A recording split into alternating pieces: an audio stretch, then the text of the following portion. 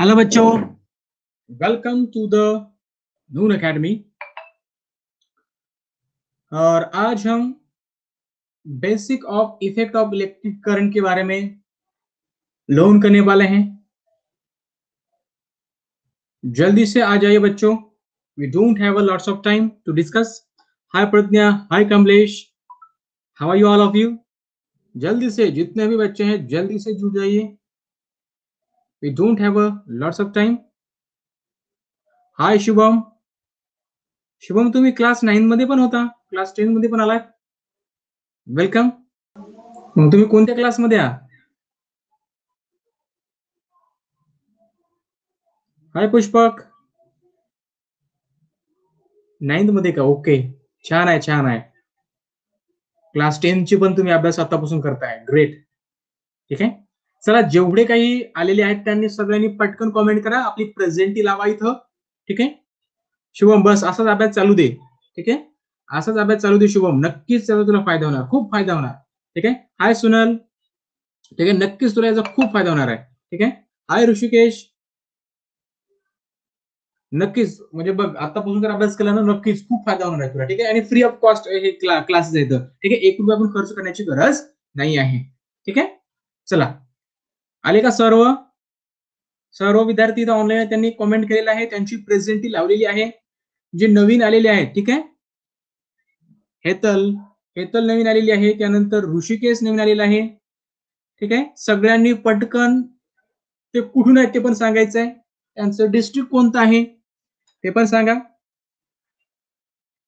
पटकन सांगा मित्रांनो, जल्दी से मुझे बताइएगा आप कहां से हो। Hetal Aurangabad, okay. Rishikesh Jalgaon, Pushpak I am from Dhule, okay. Aditi Aurangabad, okay, Aditi पण नवीन आलेली आहे। ठीक आहे, आज कमलेश वानखेडे बुलढाणा, ओके, कमलेश जी आपण अगोदरच आपण भेटलेलो आहोत नून अकॅडमीवर, आहे की नाही? चला मित्रांनो बघा, यहाँ पर एक चीज आप ध्यान दीजिएगा, जो भी बच्चे नए आए हैं, ठीक है, तो कौन कौन है नए बच्चे? नए बच्चे कौन कौन है? जल्दी से कमेंट करें, मैं नया हूं, इस तरीके से। मुझे एक चीज आपको इंपॉर्टेंट बतानी है, अदिति, ऋषिकेश, पुष्पक, हेतल और कौन है? ठीक है, देखिए आप सभी को, अदिति को, ऋषिकेश को, हेतल को और पुष्पक को, देखिए जो मेरा पहला वीडियो है, ठीक है, यानी बेसिक ऑफ ग्रेविटेशन, ये आपको देखना है। ठीक है, वो देखना है आपको, क्योंकि वहां पर मैंने बेसिक पूरा किया हुआ है। ठीक है, और उससे पहला एक वीडियो है एग्जाम पैटर्न एंड वेटेज के बारे में, यानी एग्जाम का पैटर्न कैसे होने वाला है। ठीक है बच्चों, और किस चैप्टर को कितना वेटेज है, ठीक है, वो आपको देखना है, क्योंकि वो इंपॉर्टेंट है, यानी ये चीजें आपको पता होनी चाहिए कि किस चैप्टर को कितने मार्क्स है। ठीक है, तब जाकर आप पढ़ाई कर सकेंगे। So those things are so important to you.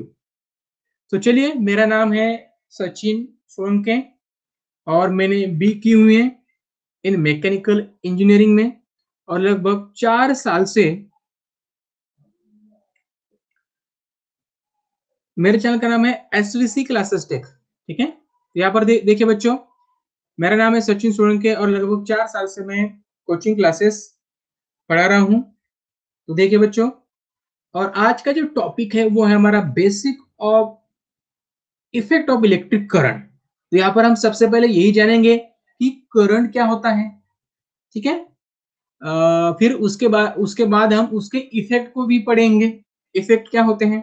आपको तो पता है जो क्लास 10th का जो फिजिक्स है, मतलब जो भी क्लास 10th का फिजिक्स के रिलेटेड जो भी चैप्टर है, उसका जो सेशन है वो होता है रात 8 बजे। रात 8 बजे आपको क्या होना है, यहाँ पर ज्वाइन होना है बच्चों। ठीक है, समझ में आ गया?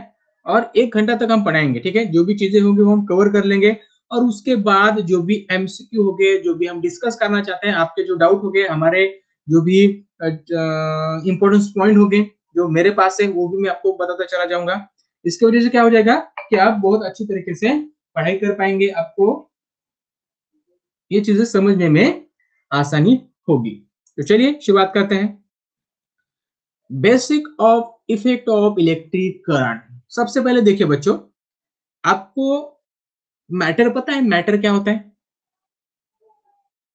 ठीक है, मैटर पता है आपको क्या होता है? ठीक है, ठीक है बच्चों, मैटर का मतलब होता है anything that has mass and required a space. ठीक है, ऐसी चीज जिसको मास लगता है, मास होता है, ठीक है, और उसे स्पेस की जरूरत होती है। ठीक है, ऐसी चीजों को हम क्या कहते हैं? मैटर कहते हैं। ठीक है, यानी लगभग हमारे पास, हमारे सराउंडिंग में आपको जो भी चीजें दिखाई दे रही हैं, ठीक है, जो आपका मोबाइल है, आप हो, आपकी जो वॉल है, आपकी जो पेन है, ये सारी चीजें एक मैटर है। क्या है? मैटर है। ठीक है, और मैटर जो होता है उसको कुछ ऐसी चीजें उसके पास होती है, ऐसी प्रॉपर्टीज उसके पास होती है। ठीक है, इस प्रॉपर्टी के वजह से हम क्या करते हैं? उस मैटर को हम यूज करते हैं। ठीक है, यानी हर मैटर को कुछ प्रॉपर्टीज होती है। ठीक है, जिस तरह से मैटर को मास होता है, ठीक है, मास होता है, ठीक है, उसी तरह से मैटर के पास क्या होता है? चार्ज होता है। क्या होता है? चार्ज होता है। यानी जो मास है वो फंडामेंटल प्रॉपर्टीज है मैटर की। उसी तरह से जो भी चार्ज होता है, ठीक है, चार्ज का मतलब क्या होता है? ठीक है बच्चों, दो तरीके के चार्ज होते हैं। एक होता है पॉजिटिव चार्ज, दूसरा होता है नेगेटिव चार्ज। दो तरीके के चार्ज होते हैं। ठीक है, पॉजिटिव और नेगेटिव। ठीक है, ये दोनों जो चार्ज होते हैं, ये क्या होते हैं? फंडामेंटल प्रॉपर्टीज है किसी भी मैटर की। यानी हर एक चीज के पास चार्ज होता है, सिर्फ उसे वहां पर क्या कहेंगे, उसे हम कहेंगे कि उसे हम अनबैलेंस करने की जरूरत होती है। ठीक है, अनबैलेंस का मतलब क्या होता है? देखिए, अगर मान लीजिए पॉजिटिव चार्ज है और नेगेटिव चार्ज है, दोनों ही सेम है, तो वहां पर क्या हो जाएगा? वो न्यूट्रल बन जाएगा। जिस तरीके देख लीजिए एटम, एटम के पास देखिए बच्चों, एटम आपको पता है, एटम के पास एक न्यूक्लियस होता है। ठीक है, एक न्यूक्लियस, न्यूक्लियस में होते हैं प्रोटॉन और न्यूट्रॉन। ठीक है, और इस न्यूक्लियस के अराउंड शेल होते हैं, और इस शेल में होते हैं नेगेटिवली चार्ज इलेक्ट्रॉन। क्या होते हैं? नेगेटिवली चार्ज इलेक्ट्रॉन होते हैं। और बच्चों देखिए, अगर देखिए जितने इलेक्ट्रॉन हैं उतने ही प्रोटॉन हैं, इसका मतलब ये एटम है वो इलेक्ट्रिकली न्यूट्रल बन जाएगा। क्या बन जाएगा? Electrically neutral. क्योंकि जितने प्रोटॉन हैं, मतलब प्रोटॉन का मतलब क्या होता है? पॉजिटिव चार्ज, क्योंकि प्रोटॉन पर पॉजिटिव चार्ज होते हैं। ठीक है, प्रोटॉन और इलेक्ट्रॉन और न्यूट्रॉन ये सब एटॉमिक पार्टिकल है। ठीक है, यानी जितने पॉजिटिव चार्ज हैं उतने ही नेगेटिव चार्ज हैं। तो यहां पर क्या हो जाएगा बच्चों? ये जो एटम है ये इलेक्ट्रिकली न्यूट्रल बन जाएगा। इलेक्ट्रिकली न्यूट्रल इसका मतलब उसके पास वो ऐसा एग्जिबिट करेगा, क्योंकि उसके पास कोई चार्ज नहीं है, ऐसा वो एग्जिबिट करेगा, लेकिन उसके पास चार्ज है, लेकिन वो चार्ज है वो बैलेंस वहां पर हो चुके हैं। ठीक है बच्चों, समझ लीजिए। चलिए, उसके बाद देखिए बच्चों, आपको ये क्वेश्चन होगा, थोड़ा सा मैं क्लियर कर लूं। तो देख लीजिए बच्चों, इफेक्ट हम बाद में देखेंगे, इसका इफेक्ट क्या होता है, लेकिन उससे पहले हम इलेक्ट्रिक करंट के बारे में थोड़ी सी जानकारी हासिल कर लेते हैं, इलेक्ट्रिक करंट के बारे में। ठीक है बच्चों, अब इलेक्ट्रिक करंट होता क्या है? किसी को पता है इलेक्ट्रिक करंट होता क्या है? कौन बता सकता है? What is the electric current? किसी को पता है बच्चों? जल्दी से कमेंट करें। प्रथमेश, प्रज्ञा, कमलेश, पुष्पक। इलेक्ट्रिक करंट क्या होता है बच्चों, पता है आपको? तो देखिए, मैं यहाँ पर थोड़ी सी आप उसकी डेफिनेशन लिख दूं। रोधक धारता। तो देखिए बच्चों, इलेक्ट्रिक करंट होता क्या है, यहाँ पर मैं लिख देता हूं इलेक्ट्रिक करंट के बारे में। The amount of charge, amount of charge flowing, amount of charge flowing through a conductor per unit time is called electric current. देखिए बच्चों, इलेक्ट्रिक करंट क्या होता है समझ लीजिएगा। इलेक्ट्रिक करंट क्या होता है, देखिए समझ लीजिएगा, यहां पर मैंने आपको दिया है the amount of charge flowing through a conductor per unit time is called the electric current. यानी किसी स्पेसिफिक टाइम में, ठीक है, किसी स्पेसिफिक टाइम में कितना चार्ज फ्लो हो रहा है, किसी स्पेसिफिक टाइम में कितना चार्ज फ्लो हो रहा है, उसे हम कहेंगे इलेक्ट्रिक करंट। ठीक है बच्चों, समझ में आ गया। अब ये चार्ज होते हैं, ये दो तरीके के होते हैं, पहले मैंने आपको बताया, पॉजिटिव चार्ज और नेगेटिव चार्ज। दो तरीके क्या होते हैं, चार्ज होते हैं।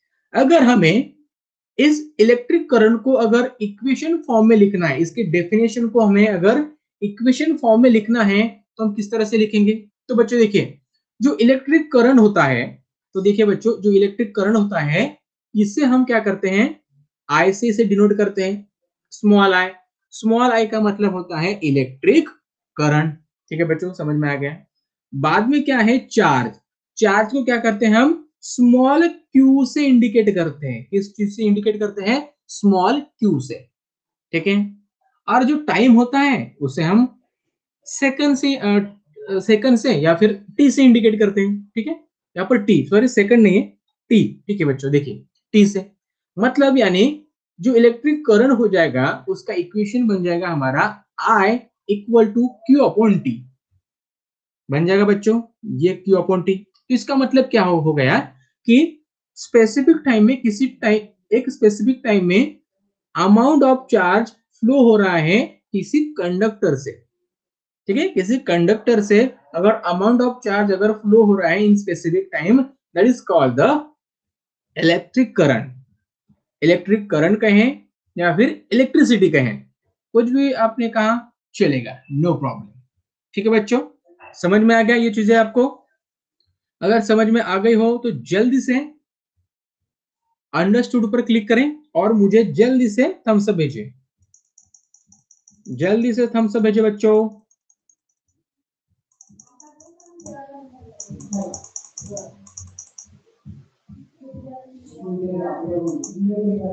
Hello hello Shubham, can you hear me? Shubham, can you hear me? Shubham, आपकी आवाज सुनाई नहीं दे रही है, आपने जो बिल्कुल नहीं सुना पा रहा हूँ। Sorry sir. ये शुभम बोलिए। नहीं सर, कुछ नहीं सर, मेरा भाई था उसने कर दिया। ओके ओके, ठीक है। तो देखिए बच्चों, इस तरह से आप मुझे ऑडियो भी मैसेज भेज सकते हैं, ऑडियो भी आप मुझसे बात कर सकते हैं, अगर कोई कंसेप्ट आपका अगर क्लियर नहीं हुआ है तो बच्चों। ठीक है, तो देखिए बच्चों, माइक पर कैसे आना है, तो देखिए बच्चों, मैं आपको एक बार बता देता हूं। तो चलिए बच्चों, ठीक है, तो देखिए बच्चों, यहाँ पर हम क्या बात कर रहे थे कि हम इलेक्ट्रिक करंट के बारे में यहाँ पर हम बात कर रहे थे। तो मान लीजिए यहाँ पर मेरे पास एक कंडक्टर है, क्या है, एक कंडक्टर है, और इस कंडक्टर में से क्या हो रहा है, चार्ज फ्लो हो रहे हैं। ठीक है, चार्ज इस तरह से, और ये चार्ज है नेगेटिव चार्ज, मतलब इलेक्ट्रॉन फ्लो हो रहे हैं। क्या फ्लो हो रहे हैं, इलेक्ट्रॉन फ्लो हो रहे हैं इस डायरेक्शन में।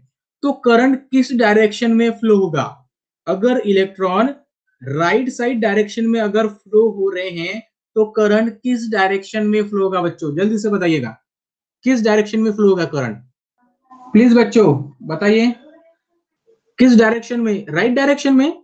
राइट डायरेक्शन में कैसे, प्रज्ञा, राइट डायरेक्शन में देखिए, राइट डायरेक्शन में इलेक्ट्रॉन फ्लो हो रहे हैं, बिल्कुल प्रथमेश ने बिल्कुल सही दिया है। देखिए इलेक्ट्रॉन अगर राइट डायरेक्शन में अगर फ्लो हो रहे हैं तो जो इलेक्ट्रिक करंट होगा उसका जो डायरेक्शन होगा वो होगा opposite to that, means this direction.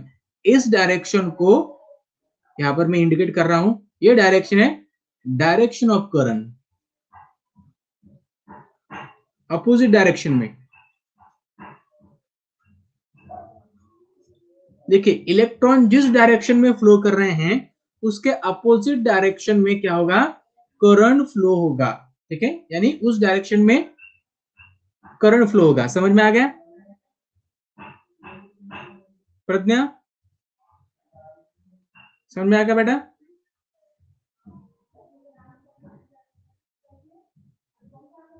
तो चलिए ठीक है, समझ में आ गया। तो देखिए, तो ये चीज आपको समझ में आ गई।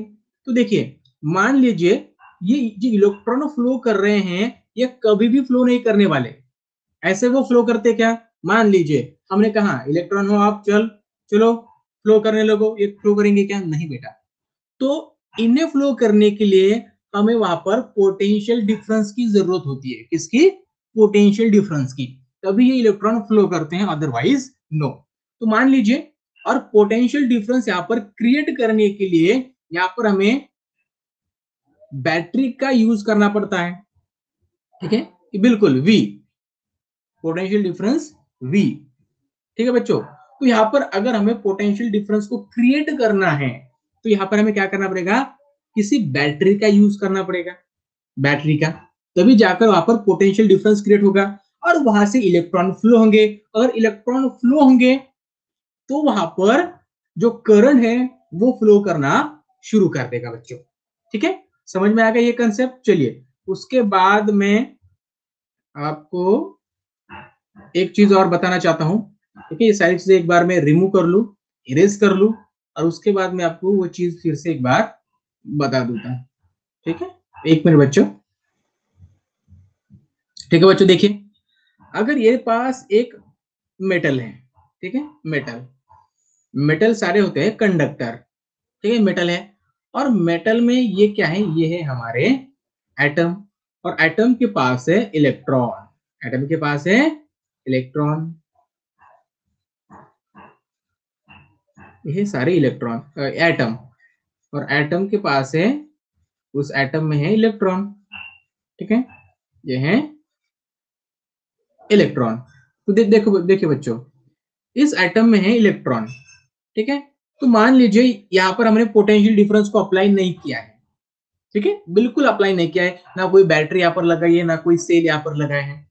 तो क्या हो जाएगा, जो भी इलेक्ट्रॉन होंगे इस एटम में वो फ्लो करेंगे, लेकिन रैंडमली फ्लो करेंगे। यानी कोई जो इलेक्ट्रॉन होगा वो ऊपर की तरफ जाएगा, दूसरा नीचे की तरफ जाएगा, कोई एक होगा वो राइट की तरफ जाएगा, दूसरा लेफ्ट की तरफ जाएगा, कोई इधर जाएगा, कोई उधर जाएगा। ठीक है, किधर भी घूम सकते हैं, इन्हें कोई रोकने वाला नहीं है। ठीक है, ये बिना माँ बाप के हैं, कोई इनसे नहीं कहने वाला कि तुम कहाँ जा रहे हो, बिल्कुल जिधर चाहे उधर घूम सकते हैं। ठीक है, और जब इलेक्ट्रॉन इसी तरह से रैंडम मोशन करते हैं, किसी भी कंडक्टर में रैंडमली मूव करते हैं, तो इन्हें हम कहते हैं फ्री इलेक्ट्रॉन। इन्हें क्या कहते हैं हम? Free electron. इन्हें हम क्या कहेंगे बच्चों? फ्री इलेक्ट्रॉन कहेंगे। ठीक है, लेकिन जब फ्री इलेक्ट्रॉन वहां पर मूव करेंगे, यानी वहां पर इलेक्ट्रॉन का रैंडम मोशन होगा, तो वहां पर इलेक्ट्रिक करंट प्रोड्यूस नहीं होगा, वहां पर इलेक्ट्रिक करंट नहीं फ्लो करेगा। ठीक है, नहीं फ्लो करेगा। जब ये इलेक्ट्रॉन है वो किसी एक ही डायरेक्शन में फ्लो करेंगे, किसी एक ही डायरेक्शन में फ्लो करेंगे, तब जाकर इलेक्ट्रिक करंट वहां पर फ्लो होगा बच्चों। ठीक है, हैव यू गॉट इट? समझ में आ गया सारी चीजें? यहाँ पर समझ में आ गई होगी तो जल्दी से अंडरस्टूड पर क्लिक करें। जब आप क्लिक करेंगे तब मुझे समझ में आ जाएगा कि आपको सारी चीजें यहाँ पर समझ आ गई है बच्चों। ठीक है, ओके। चलिए एक बार मैं रिमूव कर देता हूं, और उसके बाद देखिए, तो देखिए बच्चों हमने पढ़ लिया कि charge is represented by the Q. जो चार्ज होता है उसे हम क्या करते हैं? क्यू से रिप्रेजेंटेड करते हैं। ठीक है, रिप्रेजेंट करते हैं क्यू से। एक बार देखिए, charge is represent by the small Q. ठीक है बच्चों, स्मॉल क्यू। फिर इस चार्ज का यूनिट क्या है बच्चों? Sir it just passes the electricity और इट ऑल्सो मूव। अब क्या कर रहे बच्चों, में समझ नहीं आ गया क्या कह रहे हो आप? Sir it just passes the electricity और it also move when the electric current. आपने क्या लिखा है मुझे समझ में नहीं आया वो। It also moves. Okay okay, आप कह रहे हैं कि सिर्फ इलेक्ट्रिसिटी पास होगी या फिर इलेक्ट्रॉन भी वहां पर पास हो गए, ऐसा कह रहे हैं ना प्रथमेश? तो बेटा पहा इकडं, पण ज्यावेळेस इलेक्ट्रॉन मूव्ह करतील, नाही इलेक्ट्रॉन मूव्ह करतील त्यावेळेस तिथं करंट होईल। ठीक आहे, करंट तिथं काय होईल, व्हायला सुरुवात करेल। ठीक आहे, म्हणजे ते इलेक्ट्रॉन काय करतात, एका ऍटम मधून दुसऱ्या ऍटम मध्ये जातात, दुसऱ्यामधून तिसऱ्या, ती इलेक्ट्रॉन सुद्धा मूव्ह करतात, इलेक्ट्रॉन सुद्धा मूव्ह करतात। ठीक आहे, इलेक्ट्रॉन सुद्धा मूव्ह करतात, त्यावेळेस तिथे करंट फ्लो होत असतो प्रथमेश। ठीक आहे, समजलंय बेटा? इलेक्ट्रॉन सुद्धा मूव्ह करतात एका ऍटम मधून दुसऱ्या ऍटम मध्ये। ठीक आहे, ओके चला। तो बघा, charge is represented by the Q. देखिए बच्चों, जो चार्ज होता है वो क्यू से हम क्या करते हैं, रिप्रेजेंट करते हैं। किससे करते हैं? क्यू से। फिर इसका यूनिट क्या हो जाएगा बच्चों? चार्ज का यूनिट क्या है, कौन बताएगा? चार्ज का यूनिट क्या है बच्चों? What is the unit of the charge? Pragya नहीं, एम्पियर नहीं है, एम्पियर तर करंटचा आहे। चार्जचं युनिट काय आहे? यस बिल्कुल, प्रथमेशने इथं दिलेलं आहे कूलम, बरोबर आहे कूलम। ठीक आहे, चार्जचं युनिट काय आहे? कूलम। ठीक आहे, काय आहे? कूलम। याला आपण स्मॉल सी ने काय करतो, इंडिकेट करतो। ठीक आहे, आणि जो करंट असतो याला आपण स्मॉल आय ने इंडिकेट करतो। ठीक आहे, मग करंटचं युनिट काय आहे? करंटचं युनिट काय आहे? करंट का यूनिट क्या होगा? करंट का यूनिट क्या होगा? करंट का यूनिट क्या होगा? एम्पियर। करंट का यूनिट क्या होगा? ठीक है, करंट का यूनिट क्या होगा बच्चों? एम्पियर। ठीक है, करंट का यूनिट क्या होगा यहाँ पर? एम्पियर होगा। ठीक है, इसे हम कैपिटल ए से यहाँ पर इंडिकेट कर सकते हैं। ठीक है बच्चों, समझ में आ गया? तो देखिए, अभी एक इलेक्ट्रॉन जो है, एक इलेक्ट्रॉन, इस पर जो चार्ज होता है वो कितना होता है? जो एक इलेक्ट्रॉन होता है उस पर चार्ज कितना होता है? आपको पता है कि इलेक्ट्रॉन है, और जो भी इलेक्ट्रॉन है इस पर नेगेटिव चार्ज होता है, तो ये चार्ज कितना होता है आप बता सकते हो बच्चों? चार्ज उतना ही होगा जितना प्रोटॉन पर होगा। तो इलेक्ट्रॉन पर चार्ज होगा बच्चों, देखिए, तो देखिए ये चार्ज होता है नेगेटिव, इसलिए हम यहाँ पर नेगेटिव लिखेंगे, नेगेटिव 1.6 into 10⁻⁻19 कूलम। तो इतना चार्ज होता है प्रोटॉन पर। ठीक है बच्चों, समझ में आ गया? इतना चार्ज किस पर होता है? प्रोटॉन पर। तो देखिए बच्चों, समझ में आ गया? उसके बाद देखिए बच्चों, करंट क्या होता है?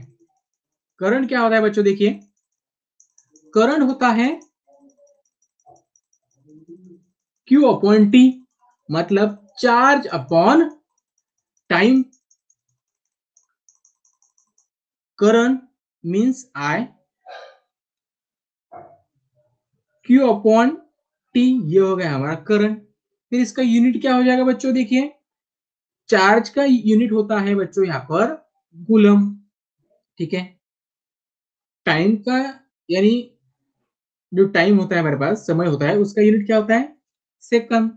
तो जो करंट होता है उसका यूनिट होता है कूलम पर सेकंड, और इसे हम और में कहेंगे एम्पियर। और में क्या कहेंगे बच्चों? इसे हम एम्पियर कहेंगे और में।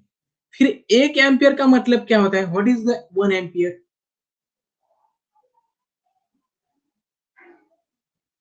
ठीक है, एक एम्पियर क्या होता है बच्चों?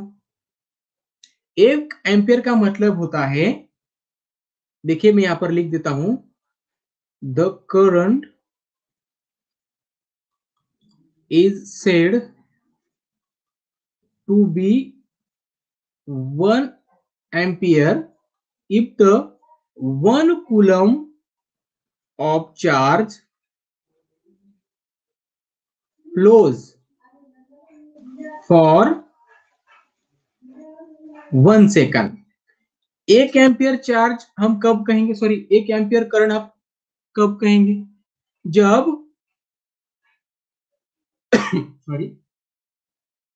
सॉरी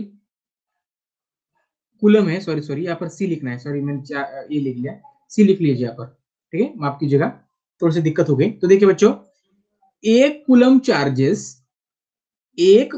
चार्जेस अगर, थोड़ी सी दिक्कत हो गई क्या, थोड़ा सा मिस्टेक हो गया,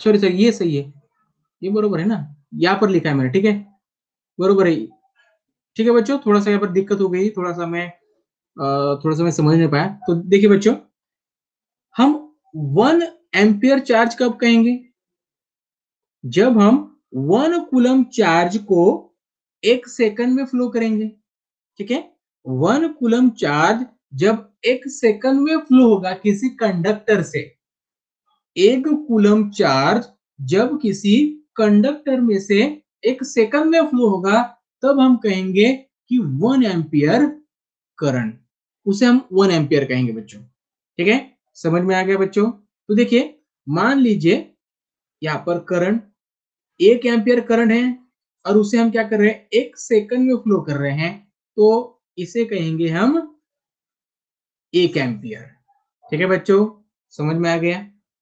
चलिए, उसके बाद एक चीज आपको और ध्यान में रखनी है कि 1 मिली एम्पियर क्या होता है, 1 माइक्रो एम्पियर क्या होता है, ये चीज मैं एक बार आपको बता दूं, जब आप प्रॉब्लम सॉल्व करेंगे, न्यूमेरिकल सॉल्व करेंगे, तब आपको ये चीजें वहां पर इंपॉर्टेंट होगी। तो देखिए बच्चों, 1 मिली एम्पियर का मतलब होता है 10⁻³ एम्पियर, और 1 माइक्रो एम्पियर का मतलब होता है 10⁻⁻6 एम्पियर, ठीक है, एक चीज आप ध्यान रख लीजिए, उतनी इंपॉर्टेंट नहीं है, फिर भी आप ध्यान रख लीजिए। एमीटर पता है बच्चों, एमीटर क्या होता है, एमीटर,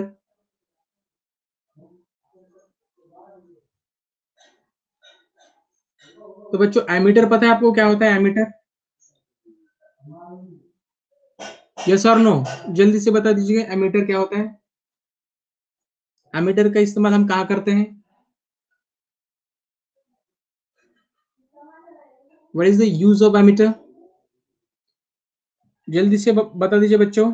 तो देखिए बच्चों, कोई मैसेज नहीं आया मुझे, कितने बच्चे लाए हुए जल्दी से मुझे, टू मेजर द करंट, बिल्कुल। देखिए बच्चों, अगर हमें करंट को मेजर करना है तो हमें एक इंस्ट्रूमेंट की जरूरत होती है, उसे हम क्या कहते हैं, एमीटर कहते हैं, तो उसे क्या कहते हैं बच्चों, एमीटर कहते हैं। फिर एमीटर को इस तरह से इंडिकेट किया जाता है किसी भी सर्किट में, तो इस तरह से ए निकाला जाता है, ठीक है, इस किसी भी सर्किट में अगर एमीटर को इंडिकेट करना है तो इस तरीके से हम वहां पर क्या करते हैं, उसे इंडिकेट कहते हैं। उसके बाद देखिए बच्चों, इलेक्ट्रिक सर्किट क्या होता है, कौन बता सकता है, इलेक्ट्रिक सर्किट क्या होता है, इलेक्ट्रिक सर्किट क्या होता है बच्चों, कौन बताएगा मुझे, इलेक्ट्रिक सर्किट, शुभम, पुष्पक, प्रथमेश, शुभम, देखिए इलेक्ट्रिक सर्किट क्या होता है, the close path along with electric current flows is called the electric circuit, ठीक है, बिल्कुल वायर कनेक्शन, बिल्कुल वायर कनेक्शन, लेकिन देखिए वायर कनेक्शन बिल्कुल, लेकिन वायर का कनेक्शन किस तरह से, क्लोज पैथ, देखिए बच्चों, the close path along which electric current flows is called electric circuit, यानी ऐसा क्लोज पैथ अगर वहां से करंट फ्लो हो रहा है तो उसे हम सर्किट कहेंगे, ठीक है। ओपन पैथ में कभी भी इलेक्ट्रिक करंट फ्लो नहीं होता है बच्चों, ठीक है। तो source of energy in the cell, ठीक है बच्चों। देखिए ओपन पैथ में कभी भी इलेक्ट्रिसिटी फ्लो नहीं होती है बच्चों, हमेशा ही क्लोज पैथ में ही फ्लो होती है। आई होप आपको ये सारी चीजें समझ में आ गई होगी। चलिए move to the next slide. तो देखिए बच्चों, ये आपने चीजें यहाँ पर देख ली है, तो थोड़ा सा बेसिक जान लेते हैं। जो एलिमेंट होते हैं, ठीक है, जो एलिमेंट होते हैं उन्हें इनिशियली इनिशियली अगर रफ लैंग्वेज में अगर हम बात करें, रफ लैंग्वेज में, तो जो एलिमेंट होते हैं उन्हें हम 3 कैटेगरी में डिवाइड करते हैं, ठीक है। जैसे कि मेटल, नॉन मेटल और मेटलॉइड। मेटलॉइड में तो बाद में किया था, पहले तो मेटल और नॉन मेटल में किया था, और उसके बाद course of the time metalloid भी वहां पर आ गया है। तो देखिए बच्चों, अगर आपने पेरियोडिक टेबल देखा होगा तो पेरियोडिक टेबल में जितने भी एलिमेंट हैं उन्हें एटॉमिक नंबर के आधार पर अरेंज किया गया है, यानी उसके प्रॉपर्टीज के आधार पर, ठीक है। और ये प्रॉपर्टीज डिपेंड होती हैं एटॉमिक नंबर पर। किस पर डिपेंड होती है? एटॉमिक नंबर पर, ठीक है। अब एटॉमिक नंबर क्या होता है? ठीक है, number of proton present in the nucleus, ठीक है, number of proton present in the nucleus, उसे हम क्या कहते हैं? एटॉमिक नंबर कहते हैं। तो देखिए बच्चों, अगर हमारे पास कोई एटम है, ठीक है, अगर हमारे पास मान लीजिए कोई एटम है, एक एटम है, उसके पास ये न्यूक्लियस है, ये न्यूक्लियस हो गया, और इसके अराउंड इस तरह से ऑर्बिट है, ठीक है, ऑर्बिट है। तो पहले ऑर्बिट में 2 ही इलेक्ट्रॉन होते हैं, ठीक है, 2 ही इलेक्ट्रॉन होते हैं। और जो उसके बाद जो ऑर्बिट होता है, ठीक है, उसमें कितने इलेक्ट्रॉन होते हैं? 8 इलेक्ट्रॉन होते हैं। तो मान लीजिए यहाँ पर मैंने 2 ही इलेक्ट्रॉन ले लिए, ठीक है। तो ये एक एटम है, ठीक है, पता नहीं किस एलिमेंट का है लेकिन है, ठीक है। तो मुझे बता दीजिएगा ये मेटल है कि नॉन मेटल है? आप बता सकते हैं क्या इसके इलेक्ट्रॉन के नंबर के आधार पर? बच्चे जल्दी से बताइए, ये मेटल है कि नॉन मेटल है? बच्चों आप मुझे सुन रहे हैं? देखिए बच्चों, यहाँ पर मैंने एक एटम ड्रॉ किया है, एटम, ठीक है। एटम के अंदर ये हो गया हमारा न्यूक्लियस, और न्यूक्लियस के अराउंड शेल है। पहले शेल में 2 इलेक्ट्रॉन है, दूसरे शेल में भी 2 इलेक्ट्रॉन है, दूसरे शेल में यानी आउटर शेल में भी 2 इलेक्ट्रॉन है। तो क्या आप इस इलेक्ट्रॉन के नंबर से, जितने भी इलेक्ट्रॉन है इसके नंबर से, क्या आप ये एटम मेटल है कि नॉन मेटल है, ये आप बता सकते हैं क्या? तो देखिए बच्चों, बहुत सारे बच्चे कह रहे हैं कि नॉन मेटल है, नॉन मेटल है। तो बच्चों मैं एक बार आपको बता दूं, ठीक है। तो देखिए बच्चों, अभी किस तरह से हम कहेंगे, जो एटम, बिल्कुल शुभम जी ने बिल्कुल कहा मेटल है, बिल्कुल सही है। देखिए कैसे, जो भी एटम इलेक्ट्रॉन दे देगा किसी दूसरे एटम को, ठीक है, यानी किसी भी एटम के आउटर मोस्ट ऑर्बिट में 1 इलेक्ट्रॉन है, या फिर 2 इलेक्ट्रॉन है, या फिर 3 इलेक्ट्रॉन है, ठीक है, 1 है, 2 है या फिर 3 है, इन तीनों में से जितने भी इलेक्ट्रॉन उसके आउटर मोस्ट ऑर्बिट में है उससे हम मेटल कहेंगे। क्या कहेंगे? मेटल कहेंगे। तो यहाँ पर देखिए 2 इलेक्ट्रॉन है, 1 होता तो भी मेटल होता, 3 होते तो भी मेटल होता। कैसे? तो देखिए बच्चों, ठीक है बच्चों, कैसे? तो कैसे, देखिए, देखिए अभी देखिए इसे क्या करना है, अपना ऑक्टेट पूरा करना है, ठीक है। कोई भी एटम क्या करेगा, वो बैलेंस होने की कोशिश करेगा। क्या करेगा? वो बैलेंस होने की कोशिश करेगा, यानी वो अपना जो आउटर मोस्ट शेल है वहां पर ऑक्टेट करने की कोशिश करेगा। ऑक्टेट का मतलब क्या है? उसे वहां पर 8 इलेक्ट्रॉन चाहिए। अगर वो 8 इलेक्ट्रॉन नहीं ले सकता तो अपना डुप्लेट पूरा कर लेगा। वो क्या कर लेगा? डुप्लेट पूरा कर लेगा। अगर इसे यहाँ पर 8 इलेक्ट्रॉन चाहिए तो दूसरे एटम से इसे क्या करना होगा? 6 इलेक्ट्रॉन बोरो करने होंगे, ठीक है, बोरो करने होंगे। लेकिन इसके पास 2 ही इलेक्ट्रॉन है, बिल्कुल गेन करने होंगे। तो ये गेन कर सकेगा क्या? बोरो कर पाएगा क्या इलेक्ट्रॉन? 6 नहीं कर पाएगा। 6 इलेक्ट्रॉन कर पाएगा क्या? नहीं कर पाएगा। तो इससे हमें क्या समझ में आता है कि ये इलेक्ट्रॉन बोरो नहीं कर पाएगा। ये गेन नहीं कर पाएगा, तो ये क्या कर देगा, इसके पास के जो 2 इलेक्ट्रॉन है किसी दूसरे एटम को दे देगा। मतलब यहाँ पर इलेक्ट्रॉन फ्लो होना शुरू हो गया। जिस तरह से हमने कहा था कि जो मेटल होता है वहां पर जो इलेक्ट्रॉन होते हैं एक एटम से दूसरे एटम में जाते हैं और इसकी वजह से वहां पर करंट फ्लो होता है। तो इसी तरह से वहां पर एक एटम दूसरे को देता है, दूसरा तीसरे को देता है, इस तरह से वहां पर करंट फ्लो होता है। और ये क्या करेगा, अपने जो इलेक्ट्रॉन है किसी दूसरे एटम को दे देगा। और ये एटम देने के बाद, ठीक है, एटम देने के बाद ये क्या हो जाएगा बच्चों, इस पर आ जाएगा पॉजिटिव चार्ज। पॉजिटिव चार्ज फिर ये क्या करेगा, किसी दूसरे एटम से फिर से इलेक्ट्रॉन लेगा। मतलब हम बात करें जब करंट फ्लो होगा तब की हम बात कर रहे हैं, ठीक है बच्चों। तो इस तरह से जिसके पास आउटर मोस्ट ऑर्बिट में एक इलेक्ट्रॉन है वो मेटल है, जिसके पास 2 है वो भी मेटल है, जिसके पास 3 है वो भी मेटल है, जिसके पास 4 है वो मेटलॉइड है। जिसके पास 4 है वो क्या है, मेटलॉइड है। जिसके पास 5 है, 6 है और 7 है, ये सारे क्या है, नॉन मेटल है। ये क्या है, सारे नॉन मेटल है बच्चों। ठीक है, समझ में आ गया। चलिए उसके बाद देखिए बच्चों, what are the conductors. Conductor क्या होते हैं, कंडक्टर्स का मतलब क्या होता है, ऐसे मटेरियल जिनमें से इलेक्ट्रिसिटी फ्लो होती है। क्या होती है, इलेक्ट्रिसिटी फ्लो होती है। ठीक है, बिल्कुल, विच कंडक्ट द इलेक्ट्रिसिटी। ऐसे मटेरियल जिनमें से इलेक्ट्रिसिटी फ्लो होती है उन्हें हम कहेंगे कंडक्टर। क्या कहेंगे, कंडक्टर कहेंगे। क्योंकि वहां पर जो इलेक्ट्रॉन होते हैं वो भी इजीली फ्लो होते हैं। इलेक्ट्रॉन जितने जल्दी से और जितने इजीली फ्लो होंगे उतना ही वो मटेरियल क्या रहेगा, गुड कंडक्टर रहेगा।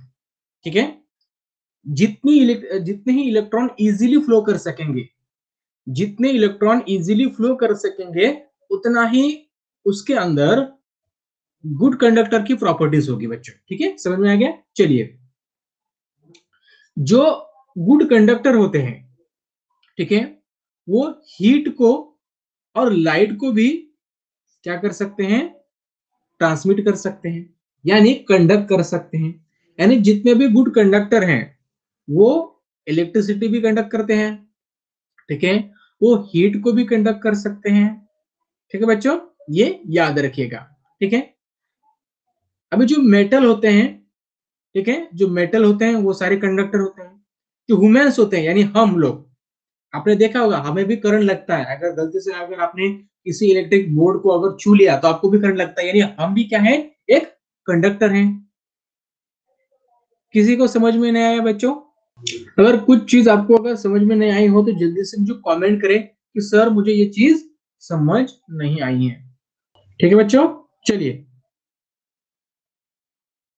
चलिए, तो देखिए बच्चों, मेटल ये सारे कंडक्टर होते हैं।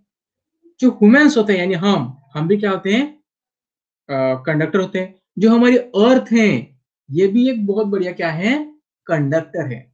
आपने देखा होगा जब आपके घर में जब हम अर्थिंग वगैरह लेते हैं तो हम क्या करते हैं, एक जो केबल होता है अर्थिंग वाला वो हम क्या करते हैं, जमीन में गाड़ देते हैं। ठीक है, क्यों, कि जब भी कभी शॉर्ट सर्किट हो जाए, यानी जो भी शॉर्ट सर्किट होता है तब क्या होता है, large amount of current flow, खूब ज्यादा बहुत सारा करंट फ्लो होता है। तो इसकी वजह से क्या होता है, वहां पर एज अ सेफ्टी पर्पज के लिए हम क्या करते हैं, एक अर्थिंग को हम जमीन में गाड़ देते हैं। यानी जो भी करंट फ्लो होगा वो सीधा जमीन में चला जाएगा और इससे जो भी इलेक्ट्रिकल अप्लायंसेस है हम हैं हमारी रक्षा हो सके। ठीक है बच्चों, समझ में आ गया। चलिए, यानी क्या होता है, जिस मेटल में, जिस भी मेटल में रेजिस्टेंस कम हो उसे हम कंडक्टर कहेंगे। ठीक है बच्चों, समझ में आ गया। चलिए, ये सारी चीजें यहाँ पर हमने डिस्कस कर लिया। इन शॉर्ट में ये हमने यहाँ पर डिटेल में पढ़ा है। अभी देखिए एग्जाम्पल ऑफ कंडक्टर्स क्या है। ठीक है, एग्जाम्पल ऑफ कंडक्टर्स हमने देख लिया। ठीक है, जो सिल्वर है ये बेस्ट कंडक्टर है इलेक्ट्रिसिटी का। Silver, silver is the best conductor of the electricity. आप कहेंगे कि सर अगर सिल्वर अगर बेस्ट कंडक्टर है इलेक्ट्रिसिटी का तो हम सिल्वर को यूज क्यों नहीं करते। यस प्लैटिनम भी, ठीक है, प्लैटिनम भी है, ठीक है बच्चों। तो देखिए जो प्लैटिनम है, जो सिल्वर है, इनकी जो कॉस्ट है वो बहुत ज्यादा है, ठीक है, दे आर सो एक्सपेंसिव, ठीक है, इनकी जो कॉस्ट है वो बहुत ज्यादा है, ठीक है। So that's why we can not use them, उन्हें हम यूज नहीं कर सकते।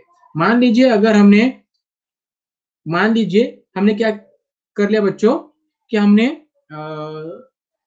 सिल्वर को हमने यूज कर लिया एज अ कंडक्टर, तो अगर हमने कहा से इलेक्ट्रिसिटी अगर लानी है तो बच्चों वहां पर कितना खर्चा आ जाएगा, कोई भी रात में उसे निकाल के चला जाएगा बच्चों, इतना वो एक्सपेंसिव होता है, ठीक है। तो इसकी वजह से हम क्या करते हैं, वहां पर सिल्वर का यूज नहीं करते हैं, इसलिए वहां पर हम क्या करते हैं, कॉपर का, एल्यूमिनियम का, ठीक है, इनका यूज वहां पर हम करते हैं, ठीक है। कॉपर भी है, ठीक है, ब्रास है, स्टील है, गोल्ड है, एल्यूमिनियम है, these are the good conductor, ये सारी चीजें क्या है, गुड कंडक्टर है, ठीक है। We use them in a electric circuit and system in the form of the wire. आपने अगर जो आपके घर में वायर है, अगर आपने उसे अगर कट किया तो आपने देखा होगा जो मेटल होता है, ठीक है, वो क्या होता है, वो कॉपर से बना हुआ होता है, ठीक है। कुछ चीजें देखे आपने घर के ऊपर जो पोल देखे, ठीक है, इलेक्ट्रिसिटी के, वो क्या है, वहां पर जो केबल गए वो एल्यूमिनियम के हैं, ठीक है। स्टील के हैं, स्टील के तो नहीं होते हैं क्योंकि स्टील में थोड़ी सी इलेक्ट्रिसिटी कंज्यूम हो जाती है। ब्रास के होते हैं, कॉपर के होते हैं, ब्रास के होते हैं, गोल्ड के नहीं होते, गोल्ड तो आपको पता है बहुत सारा एक्सपेंसिव होता है, स्टील हम यूज नहीं करते, ठीक है। तो जो चीजें कॉपर, ब्रास, एल्यूमिनियम, ये गुड कंडक्टर है, और स्टील और गोल्ड ये भी गुड कंडक्टर है, लेकिन इनका जो कॉस्ट है वो ज्यादा होता है गोल्ड का, और स्टील को हम यूज नहीं कर सकते, ठीक है। तो इसके लिए हम क्या करते हैं, कॉपर, ब्रास और एल्यूमिनियम का यूज करते हैं, ठीक है बच्चों, समझ में आ गया। Mercury is an excellent liquid conductor. अगर हम लिक्विड कंडक्टर की बात करें, लिक्विड में ये तो सारे चीजें हो गई सॉलिड, क्या हो गई, सॉलिड। लेकिन अगर हम लिक्विड कंडक्टर की बात करें तो यहाँ पर मर्क्यूरी एक लिक्विड कंडक्टर है, क्या है, liquid. Gases are not a good conductor of the electricity because the atoms are very quite far away, thus they are unable to conduct the electrons. जो गैसेस होते हैं ये बैड कंडक्टर होते हैं electricity के, क्यों, क्योंकि गैसेस में जो भी एटम होते हैं ये दूर दूर होते हैं, और दूर दूर होने की वजह से वो एक दूसरे को इलेक्ट्रॉन को शेयर नहीं कर सकते। अगर इलेक्ट्रॉन ही शेयर नहीं होंगे, गेन और लॉस नहीं होगा इलेक्ट्रॉन का, तो क्या वहां पर इलेक्ट्रिसिटी फ्लो हो सकेंगी, बिल्कुल नहीं, वहां पर इलेक्ट्रिसिटी फ्लो नहीं होगी बच्चों, ठीक है। चलिए, क्या आपको कंडक्टर समझ में आ गया बच्चों। चलिए, अभी इंसुलेटर क्या होते हैं, इंसुलेटर क्या होते हैं, ये ऐसे मटेरियल होते हैं they do not allow the current to flow, यानी वो ऐसे मटेरियल होते हैं वो करंट को क्या करते हैं, रेजिस्ट करते हैं, फ्लो करने नहीं देते हैं, रोक देते हैं। फिर ऐसे मटेरियल को हम क्या कहेंगे, इंसुलेटर कहेंगे, क्या कहेंगे, इंसुलेटर। आपने देखा होगा आपके घर में जो केबल्स है उसके ऊपर जो प्लास्टिक की जो कोटिंग होती है, ठीक है, जो कोटिंग होती है, ठीक है, ब्लैक कलर की, व्हाइट कलर की, वो क्या होती है, वो इंसुलेटर होते हैं। वो हमें क्या करते हैं, उस डायरेक्ट कांटेक्ट से हमें बचाते हैं, उस केबल से, उस कंडक्टर से, ठीक है। सो इसका भी यूज वहां पर होता है। अभी जो इंसुलेटर होते हैं, ठीक है, वो क्या करते हैं, रेजिस्ट करते हैं इलेक्ट्रॉन के फ्लो को, ठीक है, और इलेक्ट्रॉन ही नहीं फ्लो कर पाएंगे तो वहां पर करंट फ्लो नहीं होगा बच्चों, ठीक है। तो इसका एग्जांपल देखिए, वुड है, क्लोथ है, ग्लास है, मिका है, कॉर्ड्स है, ठीक है, ये सारे क्या है बच्चों, ये सारे इंसुलेटर है, ये क्या है, सारे इंसुलेटर है, ठीक है। अभी देखिए एग्जांपल ऑफ इंसुलेटर क्या है, तो मैं आपको बता दिया, glass is the best insulator as it has the highest resistivity, ठीक है, ज्यादा रेजिस्टेंस का मतलब ज्यादा रेजिस्टिविटी। ग्लास क्या है, एक बेस्ट इंसुलेटर है। Plastic is a good insulator, it finds to use making a number of things. Plastic क्या है, एक बहुत बढ़िया इंसुलेटर है, और इसका इस्तेमाल आपने देखा होगा कोटिंग के लिए यूज किया जाता है। रबर भी, एक बढ़िया इंसुलेटर है। ठीक है बच्चों, चलिए उसके बाद देखिए बच्चों, मेटलॉइड होते क्या है। हमने मेटल के बारे में देख लिया, नॉन मेटल के बारे में देख लिया, अब मेटोलाइड होते क्या है बच्चों। तो देखिए इन केमिस्ट्री में अगर हम बात करें, emphasize the use to describe a chemical element that form a simple substance having a properties intermediate between the typical metal and non metal। यानी ऐसे एलिमेंट्स, उनकी जो प्रॉपर्टीज होती है वो मेटल और नॉन मेटल के बीच में होती है। ठीक है, ऐसे एलिमेंट जिनकी प्रॉपर्टीज मेटल और नॉन मेटल के बीच में होती है उन्हें हम मेटलॉइड कहते हैं। इन सिंपल लैंग्वेज में क्या कहते हैं, मेटलॉइड कहते हैं बच्चों। ठीक है, एकदम आसान तरीके से आपको ये चीज मैंने बता दी है। अब देखिए बच्चों, ये सारी चीजें हो गई। अभी इलेक्ट्रिसिटी क्या है, एक एनर्जी है। आई थिंक वर्ड क्या है, एक एनर्जी है। ठीक है, अभी एनर्जी होती क्या है। ठीक है, हमें हर चीज करने के लिए, कोई भी वर्क करने के लिए एनर्जी की जरूरत होती है। ठीक है, एनर्जी की जरूरत होती है। अगर मान लीजिए हमें कोई काम करना है तो हमें एनर्जी की जरूरत है। एनर्जी क्या है, the capacity for doing the work. In physics में क्या कहेंगे, जो भी कैपेसिटी होती है काम करने की उसे हम एनर्जी कहेंगे। ठीक है, फिर जो एनर्जी होती है ये पोटेंशियल एनर्जी भी होती है, इसके फॉर्म में भी अवेलेबल होती है। काइनेटिक एनर्जी होती है, थर्मल एनर्जी होती है, इलेक्ट्रिकल एनर्जी होती है, केमिकल एनर्जी होती है, न्यूक्लियर एनर्जी होती है, और बहुत सारे एनर्जी के फॉर्म है। जैसे कि मैकेनिकल एनर्जी होती है, मैग्नेटिक एनर्जी होती है। ठीक है, बहुत सारे फॉर्म है। लाइट एनर्जी होती है, ठीक है, साउंड एनर्जी होती है, बहुत सारी एनर्जी होती है। ठीक है, सबसे बड़ी चीज तो यही है कि क्या आप मुझे एक चीज बताइए, क्या हम एनर्जी को प्रोड्यूस कर सकते हैं क्या, क्या एनर्जी को हम जनरेट कर सकते हैं क्या, यस और नो। जल्दी से मुझे बताइएगा, एनर्जी को हम जनरेट कर सकते हैं, क्रिएट कर सकते हैं, क्रिएट की बात कर रहा हूं मैं, क्रिएट की बात कर रहा हूं। एनर्जी को हम क्रिएट कर सकते हैं क्या। अरे बच्चों, तो देखिए बच्चों, एनर्जी को हम क्रिएट नहीं कर सकते, ना ही हम एनर्जी को डिस्ट्रॉय कर सकते हैं।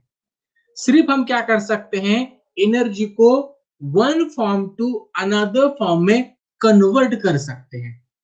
ठीक है, ये हमें पता है law of conservation of energy में। Law of conservation of energy हमें ये क्या बताता है, stated that the energy can neither be created nor destroyed, only converted from the one form to the another form of the energy। This means that the system always has the same amount of energy unless it is added from the outside। यानी energy को ना हम create कर सकते हैं ना destroy कर सकते हैं। सिस्टम की जो भी एनर्जी होगी वो हमेशा क्या रहेगी, सेम रहेगी, कांस्टेंट रहेगी।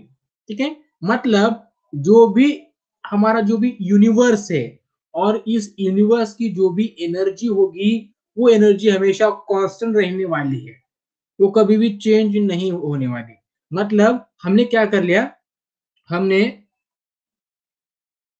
जो कोल होता है, जो ऑयल होते हैं, जो हम अर्थ से निकाल रहे हैं, अर्थ के क्रस्ट से निकाल रहे हैं, और उससे जो भी एनर्जी हम गेन कर रहे हैं, ऑब्टेन कर रहे हैं बच्चों, तो जो भी टोटल एनर्जी होगी हमारी पृथ्वी की, हमारी यूनिवर्स की, वो हमेशा कांस्टेंट रहने वाली है, सेम रहने वाली है। उस एनर्जी को हम कहेंगे, इस लॉ को हम कहेंगे law of conservation of energy. बच्चों समझ में आ गया बच्चों चीजें, अगर समझ में आ गई होगी तो जल्दी से अंडरस्टूड पर क्लिक करें। ओके ओके, तो देखिए बच्चों, अब हम क्या करते हैं, हमें क्या करना होता है, जो एनर्जी होती है, ठीक है, वो अलग अलग फॉर्म में होती है, ठीक है, अलग अलग फॉर्म में हमें क्या करनी पड़ती है, इस एनर्जी को कन्वर्ट करना पड़ता है one form to the another form. हमें क्या करना पड़ता है, इस एनर्जी को कन्वर्ट करना पड़ता है one form to the another form, ठीक है। हमारे पास कोल है, हमारे पास ऑयल है, हमारे पास विंड एनर्जी है, ठीक है, हमारे पास ढेर सारी एनर्जी है। अगर हमें उन्हें अगर इलेक्ट्रिसिटी में कन्वर्ट करना है, क्योंकि इस समय में एक ही ऐसी चीज है जो चीज हर यूजफुल वर्क में हम उसे कन्वर्ट कर सकते हैं, वो इलेक्ट्रिसिटी। आपके पास कोल है, लेकिन मैंने कहा इस कोल को आप कुछ ऐसा कीजिए इससे हमारा जो लैपटॉप है वो चल जाए, ठीक है। तो हमें क्या करना होगा बच्चों, हमें वहां पर बहुत सारे प्रयास करने होंगे, लेकिन इलेक्ट्रिसिटी ऐसी चीज है कि उसे हम इंस्टेंटली कन्वर्ट कर सकते हैं, इंस्टेंटली, ठीक है बच्चों। इलेक्ट्रिसिटी को अगर हमने फैन से जोड़ दिया तो जो इलेक्ट्रिसिटी है वो कन्वर्ट हो जाएगी इंस्टेंट मैकेनिकल एनर्जी में, ठीक है बच्चों। जो वाटर की जो काइनेटिक एनर्जी होती है उससे हम इलेक्ट्रिसिटी में कन्वर्ट कर सकते हैं। तो यहाँ पर देखिए उसके अलग अलग तरीके हैं, ठीक है। Hydro electric power sorry hydro electric power plant आपने देखा है बच्चों। वहां पर क्या होता है, जो भी डैम होता है, तो डैम का जो भी फ्लोइंग वाटर होता है उससे हम क्या करते हैं, टरबाइन को वहां पर रोटेट करते हैं। टरबाइन के ब्लेड रोटेट होते हैं, और टरबाइन के ब्लेड जब रोटेट होते हैं तब वे ब्लेड एक जनरेटर से, ठीक है, एक जनरेटर से कनेक्ट होते हैं। जब वो जनरेटर भी क्या करेगा, रोटेट करेगा, तब वहां पर इलेक्ट्रिसिटी प्रोड्यूस होती है। और इस इलेक्ट्रिसिटी का यूज हम क्या करते हैं बच्चों, हमारे डेली यूज के लिए करते हैं, जैसे टीवी चलाने के लिए, वहां पर मोबाइल चार्ज करने के लिए, ठीक है, वहां पर हम कह सकते हैं कि अलग अलग चीजें करने के लिए। मतलब यहाँ पर हमें क्या किया, जो भी जो भी काइनेटिक एनर्जी वाटर के पास थी, जो भी पोटेंशियल एनर्जी उस वाटर के पास थी, उससे हमने क्या कर लिया, उसे कन्वर्ट कर लिया इलेक्ट्रिकल एनर्जी में, ठीक है बच्चों। उसके बाद देखिए ये विंड एनर्जी, जो विंड है वहां पर हमने क्या कर लिया, बड़े बड़े टरबाइन लगा लिए, विंड मिल लगा लिए। विंड की वजह से क्या हो जाएगा, ये जो ब्लेड है ये रोटेट करेंगे, और रोटेट करने के वजह से जो भी वहां पर जनरेटर होगा वो भी रोटेट करेगा, और जनरेटर रोटेट करेगा तो वहां पर इलेक्ट्रिसिटी जनरेट होगी, और उसका इस्तेमाल हम डेली वर्क के लिए कर सकते हैं। उसके बाद देखिए थर्मल पावर प्लांट, यहाँ पर जो कोल होता है उसे लाया जाता है, कोल को वहां पर जलाया जाता है, उससे क्या किया जाता है, जो वाटर होता है उसे गर्म किया जाता है, फिर वो जो स्टीम प्रोड्यूस होती है उसे ब्लेड पर छोड़ा जाता है, टरबाइन के ब्लेड पर, और वो टरबाइन रोटेट करना शुरू कर देते हैं। टरबाइन जब रोटेट करेंगे तब क्या हो जाएगा बच्चों, तब जनरेटर रोटेट करेगा, और जनरेटर रोटेट करेगा तब इलेक्ट्रिसिटी प्रोड्यूस होगी। तो इस तरीके से हम क्या कर सकते हैं, जो भी एनर्जी है, ठीक है, उसे हम क्या करेंगे, हमें जिस फॉर्म में उसे चाहिए उसे हम कन्वर्ट कर सकेंगे। यानी हमने क्या कर रहे हैं बच्चों, देखिए यहाँ पर जो भी कोल था उसमें जो भी केमिकल एनर्जी थी उसे हमने कन्वर्ट कर लिया हीट एनर्जी में, हीट एनर्जी कन्वर्ट हो गई स्टीम एनर्जी में, स्टीम एनर्जी कन्वर्ट हो गई वहां पर मैकेनिकल एनर्जी में, मैकेनिकल एनर्जी कन्वर्ट हो गई इलेक्ट्रिकल एनर्जी में, फिर ये इलेक्ट्रिकल एनर्जी आपके हमारे घर में आ जाएगी। फिर इसका इस्तेमाल हम अलग अलग चीज के लिए कर सकते हैं, जैसे लाइट जलाने के लिए, टीवी चलने के लिए, मोबाइल चार्ज करने के लिए, ठीक है। इस इलेक्ट्रिसिटी का इस्तेमाल हम हीट जनरेट करने के लिए भी कर सकते हैं, ठीक है। आपके घर में देखा होगा ओवन, ठीक है, ओवन देखा देखा होगा आपने, वहां पर हम क्या करते कर सकते हैं, जो इलेक्ट्रिसिटी है उसका इस्तेमाल कर कर हम वहां पर हीट प्रोड्यूस करते हैं। तो इस तरह से हम क्या करते हैं, उस इलेक्ट्रिसिटी को कन्वर्ट करते हैं। तो देखिए बच्चों, अभी इलेक्ट्रिसिटी देखिए, किसी भी कंडक्टर में से अगर इलेक्ट्रिसिटी फ्लो हो रही है, किसी भी कंडक्टर में से अगर इलेक्ट्रिसिटी फ्लो हो रही है, तो बच्चों देखिए यहाँ पर एक मैग्नेटिक फील्ड तैयार होती है बच्चों। क्या तैयार होती है, एक मैग्नेटिक फील्ड तैयार होती है इस तरह से।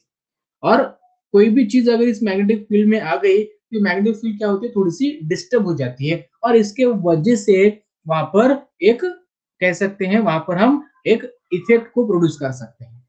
इसके बारे में हम कल डिस्कस करने वाले हैं। तो देखिए इलेक्ट्रिसिटी को हमने कन्वर्ट कर लिया, तो यहाँ पर देखिए मैकेनिकल एनर्जी में हमने कन्वर्ट कर लिया, यहाँ पर हमने देखिए साउंड एनर्जी में कन्वर्ट कर लिया, ठीक है, मैग्नेटिक एनर्जी में कन्वर्ट कर लिया, यहाँ पर लाइट एनर्जी में कन्वर्ट कर लिया।